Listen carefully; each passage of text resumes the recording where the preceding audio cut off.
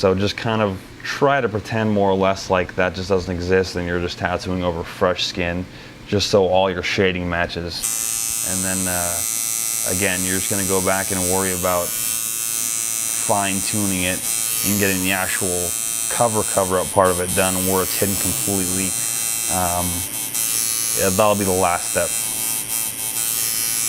So again, I'm just going to go ahead and pretend like that's not even existing there and just create a nice, smooth, even feel of shading here with the medium gray, followed by the really light black and gray. And again, that's going to be duplicated exactly on both sides. And that's regardless of whether the cover-up matches on either side or not. Because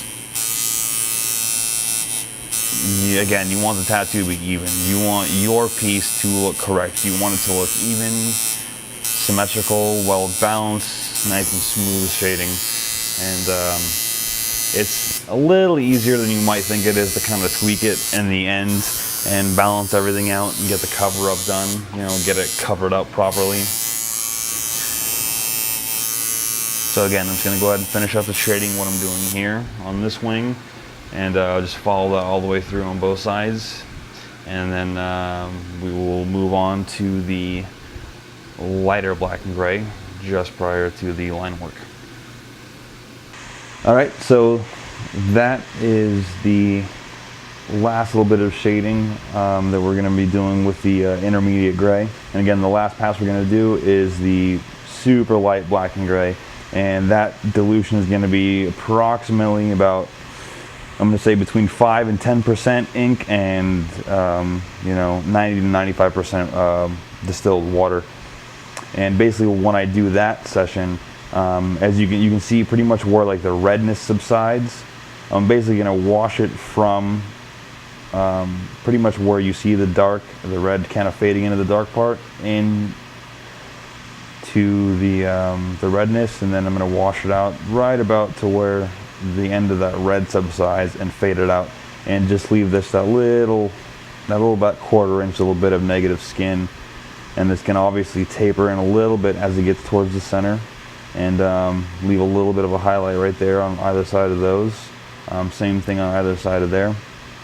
And then once that's all done, I'm going to go over it with a pen, skin scribe, and then I'm going to add my little mechanical veiny looking detail. I'm going to do it similar to like a dragonfly wing, but a little more mechanical looking, obviously, a little more straight angles, kind of almost like a hint of, you know, little gears and stuff in there to kind of follow the same theme I have going on through the stomach and the corners of the wings right there.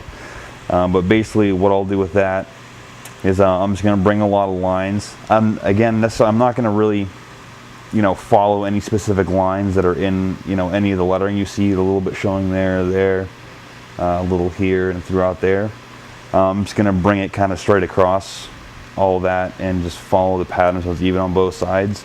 And basically what's going to happen is once I build the pattern up enough, you're going to get to the point where there's going to be, you know, such a large amount of lines going across there, and the integrity of my lines are going to be very, very clean and dark and bolder than what you see there. So it's basically going to get to the point where you really can't make out any shapes behind it, and if there's any little residual spots left through that are noticeable, I'm just going to wash out a little bit of gray shading in there, and it'll virtually get rid of it completely, so you would never be able to tell that there's anything underneath there. And also what you see here, there's little bits behind the wings. You know, there's little bits right in there, you see a little bit through here. And basically what I'm going to do with that is pretty much similar to the same thing I did with the wings, only opposite. I'm just going to work the shading just lightly and wash it out up into the collarbone. And I'm not going to bring it up onto the neck because I don't want it visible. I'm wearing a t-shirt. But, you know, again, as you can see, you're almost starting to lose any kind of definition that's left over in the lettering right there. But just a little bit more light black and gray will get rid of that completely. And same thing, there's just little very subtle hints of the letters left through there. But even you can see that, that's not necessarily complete, but it's already getting to the point where you really can't really make it out anymore as it is. So again, next session is going to be the light black and gray, followed by the line work.